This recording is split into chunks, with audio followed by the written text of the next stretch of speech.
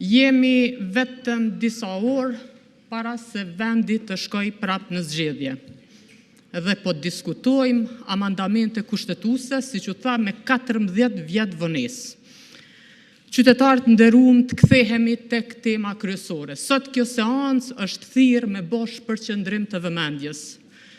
Sot kjo seancë është thirrë nga ata të cilët para disa jave i morën 51% të votave për me adresu çështjen e bujqve të cilët ende nuk i kanë marrë subvencionet e vitit kaluar, me adresu çështjen e qytetarëve të cilët i pret një valë e re e inflacionit nga luftat në botë, e këta dalin ju thojnë njerëzve që inflacionin e rregullon mimoza me një vendim atje për çmimin tavan të naftës dhe hap ngushticën e Hormuzit.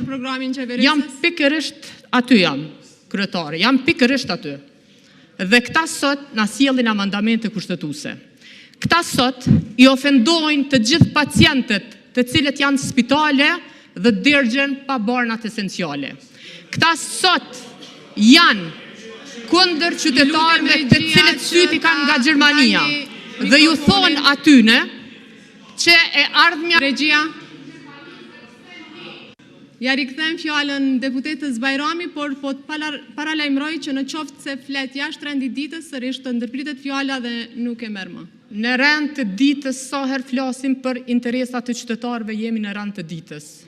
Dhe sot nuk ka rend të ditës më të rëndësishme që mos me i qu qytetarët në zgjedhje prapë. Dhe kush po i çon zgjedhje? Po i çoni ju, të cilët i keni marrë 51% votave. Dhe keni sjell në rend të ditës amandamente kushtetuese, të cilët asesi nuk e evitojnë qurjen e vendit në zgjedhje. Ai s'dasht sot me bisedu, me pas një seancë, me ul, me bisedu, me sjell një kandidat konsensual, me i dhënë president vendit edhe qytetarëve të vendit. Çka janë këto lojna që i bëni me qytetar?